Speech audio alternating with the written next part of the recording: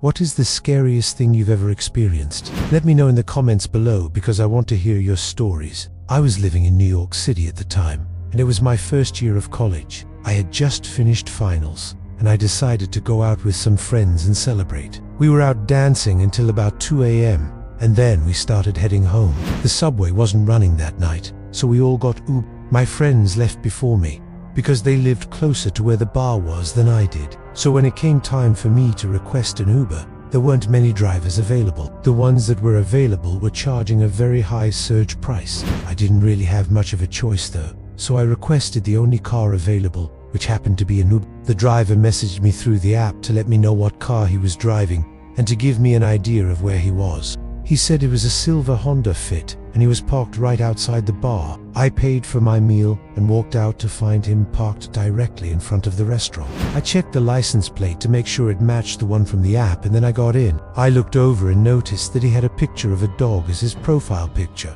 which made me feel a little bit better. He was nice enough, and throughout the ride, we talked about the weather, how bad traffic was, and things like that. The conversation was completely normal. As we got closer to my apartment, I opened up the app to check the route, and that's when I noticed something strange. His route to my apartment wasn't taking us on any roads. It took us straight through Central Park, which would add at least 45 minutes to our trip.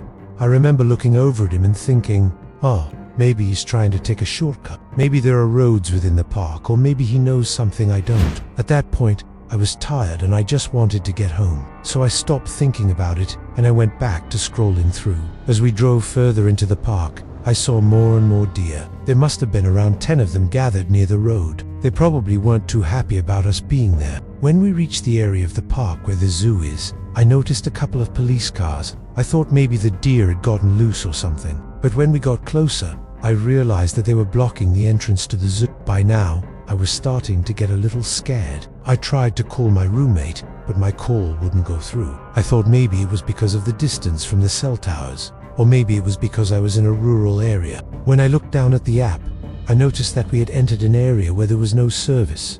That freaked me out. I started getting really nervous. I asked the driver if we could turn around and go back to the main road. He responded by saying, "Almost there," and continued driving. I felt tears pricking at my eyes.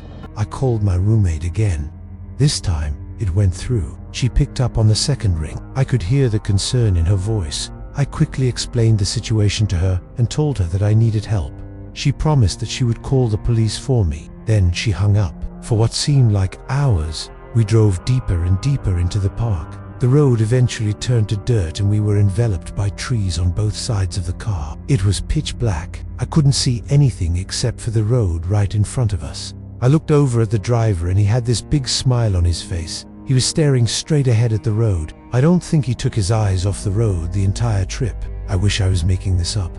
Sounds crazy. We passed the deer again, but now there were more of them. I counted at least 20. All of them were standing right next to the road. They were almost like sentries posted there to guard the road. I tried to call my roommate again, but my phone was dead. It must have drained while I was in the other areas of the park where there was no service. I turned back to look at the driver, but he was now looking at me. His smile was even bigger than before. I don't want to sound dramatic, but it was the most sinister, evil smile I've ever seen on a person's face. He finally stopped the car and turned off the engine. When he turned to me, he still had that smile on his face. He then leaned over and grabbed my arm. I tried to scream, but no sound came out. I wanted to rip my arm away from him, but I couldn't move. It felt like I was paralyzed with fear. I looked down at my arm to see what he was doing, and that's when I woke up.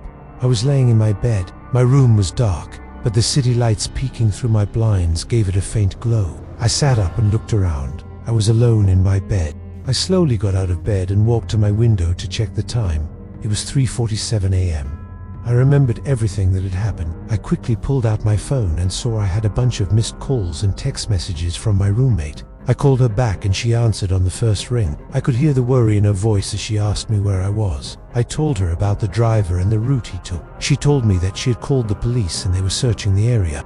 I stayed on the phone with her until the police arrived at my apartment. They took me around the precinct while they interviewed me about the driver. I described him as best I could and told them about the route he took. I remember telling the officer about the deer and how they blocked the road. He kind of just looked at me and smiled. I could tell that he thought I was making the whole story up. They ended up finding the driver's car abandoned near the lake in the park. They never found the driver, though to this day, I have no idea who he was, why he tried to kidnap me, or what he wanted with me. One thing that's always stuck with me is that he knew so much about me.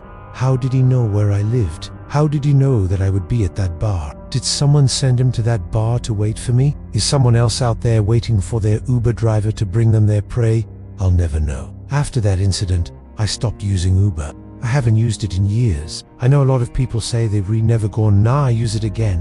And then a year later they use it again. The driver knew everything about me. Was he watching me? Did he stalk me online? I don't know. I just hope that he didn't do the same thing to someone else. A part of me will always wonder what would have happened if I hadn't gotten away.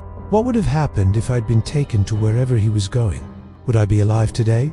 Maybe not. I'm sharing my story in the hopes that maybe somebody out there can learn from it. Try to pay attention to the small details because they could save your life. Don't get into a car with a stranger without checking every detail first. If something feels wrong, then get out of the car and wait for the next one. Even if it costs you more, it's better than being kidnapped or worse. If you're enjoying these videos, please subscribe and join the family. I appreciate each and every one of you. Thank you for watching. Have a great rest of your day. Bye.